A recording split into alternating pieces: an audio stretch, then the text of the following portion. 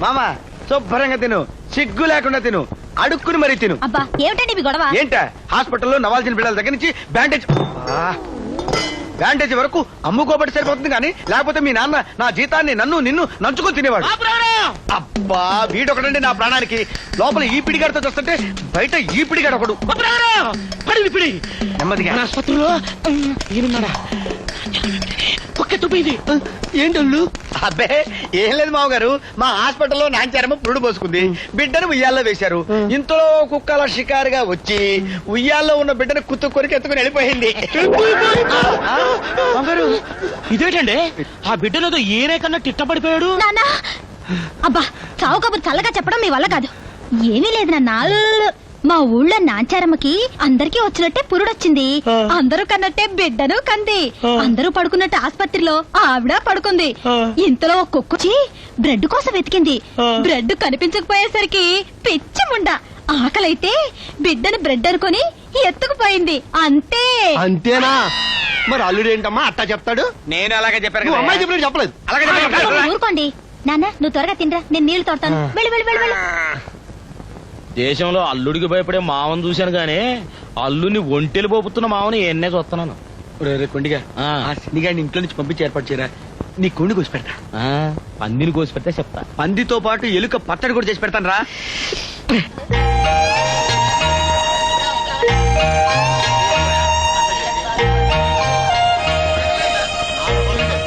అమ్మా జ్యోతి, జ్యోతి. ఎవరండి? నేను జ్యోతి కోసం వచ్చానండి. జ్యోతి ఇంట్లో లేదండి. ఉండండి వస్తున్నాను.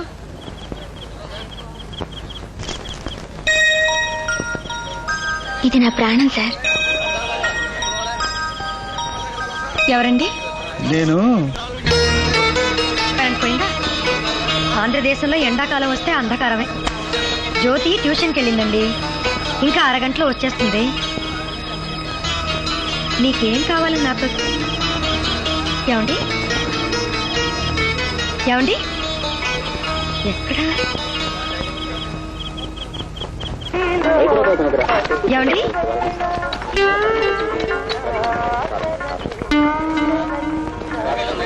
తొందరగా ఊరంతా చాటింపు తిరిగిందా? డాకుల దగ్గర కూడా పంపండి. ఉచితంగా వైద్యం చేయించుకోవచ్చు అని చెప్పండి అందరికి. ఊరుకోవాలని చెప్పావు కానీ సోలు కబుర్లో చూడటానికి పిచ్చోళ్ళు ఆ డాక్టరేటి ఆయన దగ్గర ఏ మహిళలు ఉన్నాయో? మహిళ మశాలమా చేత పిడిచి నేర్చుకుని జనాన్ని మోసం చేసి డబ్బులు కూర్చున్నాడు డాక్టర్. ఏ విద్యలైతే ఏంటంట పెద్ద పెద్ద డాక్టర్ నయం చేయలేని రోగాలు ఆయన చేయేస్తే నయమైపోతున్నాయి. చాలే పెద్ద కబుర్లు చెప్పా. ఎక్కడికి నరసింహ పొద్దున్నే పిల్లని తీసుకెళ్తున్నా. బాపయ్య గారి ఇంటి దగ్గర నాటు వైద్యుడు వచ్చాడు. ఆయన దగ్గర మంది ఇప్పిస్తున్నా. 3 రోజుల్లో గుణం కనపడింది. ఆయన చేసి వల్ల తగ్గితే చాలు. నిన్న మస్తాను కొడుకు పాము గరిసిందంట, మందేశాడు. 5 నిమిషాల్లో లేచి కూర్చున్నాడు. నడువు నొప్పి అంటే 2 నెలల నుంచి మందులు తినిపిస్తున్నాడు. 400 దోల తీరిపోయింది కానీ నొప్పి మాత్రం అంటుకుని అట్టాగే ఉంది. నెక్స్ట్ రామ్మా. తాత నువ్వు. అయ్యో అయ్యో బాబు బాబు నువ్వేనా? రావయ్యా రావయ్యా బాబు.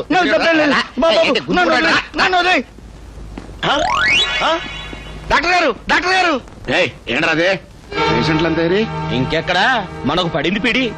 పాపయ్య గారింటికి నాడు వైద్యులు వచ్చాడుగా, ప్రజా వైద్యశాలను ఆసుపత్రి పెట్టాడంట. ఊళ్ళో రోగాలున్న వాళ్ళంతా రూటు మార్చేశారు. ఆ పిచ్చోడు ఒక డాక్టరు, ఆడు రోగాల్ని నయం చేయడం.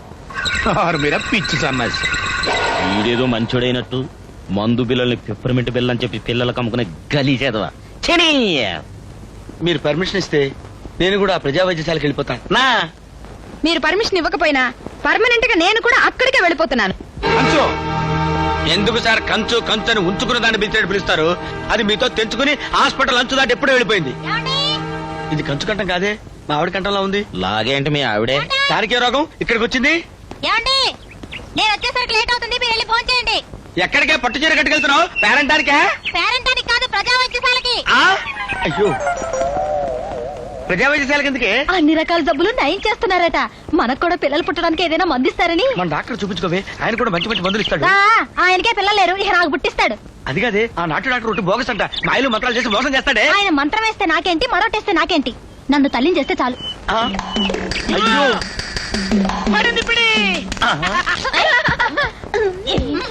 ఏ డాక్టర్, జీవితంలో నా కాలు బాగుపడదని చెప్పావు చూడు, బాగుపడిందా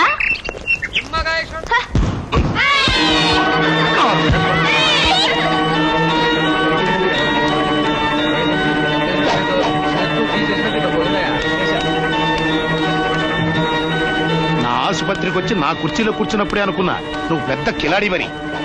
ఎంబీబీఎస్ ఎక్కడ చదివా? ఇదిగో ఇదేంటో తెలుసా? ఇది ఎందుకు ఉపయోగిస్తారో తెలుసా నీకు? ప్రజా వైద్యశాలని బోర్డు పెట్టుకున్నావు కదా, చెప్పు. థర్మామీటర్ ఎందుకు వాడతారో కూడా తెలియదు నీకు, కానీ ఆపరేషన్ చేసేస్తున్నావు. డాక్టర్ డిగ్రీ లేకుండా వైద్యం చేస్తే బొక్కలో పెడతారన్న విషయం తెలుసా నీకు? ఈ జబ్బు మొదటి నుంచి ఉందన్నావు కదమ్మా. అవును బాబు. ఇదిగో అర్జెంట్ గా ఈ ఆసుపత్రి ఇక్కడి నుంచి ఎత్తేకపోయావంటే నీ కాళ్ళు చేతులు ఎరగొడతాను, జాగ్రత్త. గోవిందరాజులు ఏ ఊళ్ళో ఉండాలని లేదా? ఆ మాట అడగాల్సింది నన్ను కాదండి, ఆ 420 డాక్టర్ని. నోరు మొయ్. ఎవరు అలాంటి వాళ్ళు నాకు బాగా తెలుసు. ముందు నువ్వు బయటకు రాడు. అది కాదు బాపయ్య గారు, ఈ ఊరికి పెద్ద మనిషి అయ్యుండి ఆ పిచ్చోడితో వైద్యం చేయిస్తారా? ఏ డాక్టర్, నోరు జారావంటే గొడ్డును బాధలు పోతా. మళ్ళీ ఆ డాక్టర్ నీకు వైద్యం చేయాలి. పేడ కళ్ళు తీసుకునే ఎదవా ఏంట్రా వాగుడు? పనివాడు కాబట్టి వాడు నోటితో సరిపెట్టాడు. నోరు మూసుకెళ్ళు. వెళ్ళబోతే ఏం చేస్తారండి, కొడతారా? చాలు, రోజుకొక్కటిస్తే చాలు. ఆ తెల్లారేసరికి ఈ దొంగ డాక్టర్ని ఈ ఊరు నుంచి పంపించేయకపోతే నేను అబ్బా! ఇదిగో ఈ ఊరు సెంటర్ లో నలుగురు జనం చూస్తుండగా నా ఎంబీబీఎస్ సర్టిఫికెట్ తగలబెట్టేస్తానండి. ఇదిగో గోవిందరాజు అంటే తమాషా కాదండి. ఎంబీబీఎస్ 10 సంవత్సరాలు చదివా.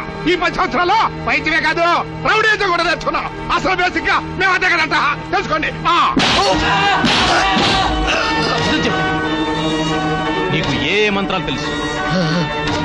బాణమతి తెలుసా? బొమ్మరాలు తెలుసా? నోరు తెరిచి సమాధానం చెప్పు. శుద్ర విద్యలు తెలియకపోతే దీంతో ఆపరేషన్ పెడితే చెవరా పలకమే. చెప్పు. జై మర్యాదగా నీ ఆసుపత్రి మూసేసి ఈ ఊరి నుంచి వెళ్ళకపోయావంటే నీ నెత్తురు కళ చూస్తాను. చెప్పు. వెళ్తావా లేదా? చెప్పురా, చెప్పు. వెళ్తావా లేదా? చెప్పు. గోవిందరాజు, ఆగు. వెళ్తావా లేదా? చెప్పు. ఏమిటి ఆవేశం? ఇక్కడ వీడు చచ్చాడంటే నా పీకల మీద గారు! పదవతల. నిజమే సార్, ఆయనకేమైనా అయిందంటే ఆయనతో పాటు మనకు పడుద్ది పిడి. ఏమిటండి ఇది? ముందు బయటికి నడవండి, తప్పండి. ముందు ఆయన విడిచిపెట్టండి. ఎవరిని? ఆ మంత్రగాడినే? మంత్రగాడు కాదు, చావబోయే వాళ్ళకి ప్రాణం పోసే బ్రహ్మ.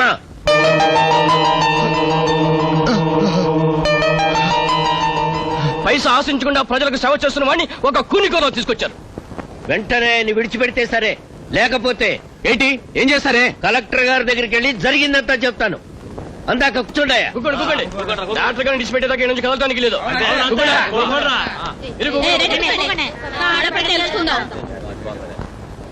ఏంటయ్యా ఏంటది? నువ్వు చెడింది కాక నన్ను కూడా ఈ రొంపులోకి లాగావు కదయ్యా. 25 మంది కూర్చొని ధర్నా చేసేసరికి బెదిరిపోయావా? వాళ్ళు కలెక్టర్ దాకా వెళ్తా ఉంటున్నారు. అంటే ఆ నాటు వైద్యుడి మీద కేసు పెట్టలేనంటావు? అతను రోగాలు నయం చేసినంత కాలం మనం ఏం చేయలేమయ్యా. వాడి చేతులు ఎవరైనా చస్తే అప్పుడు కేసు పెట్టచ్చు.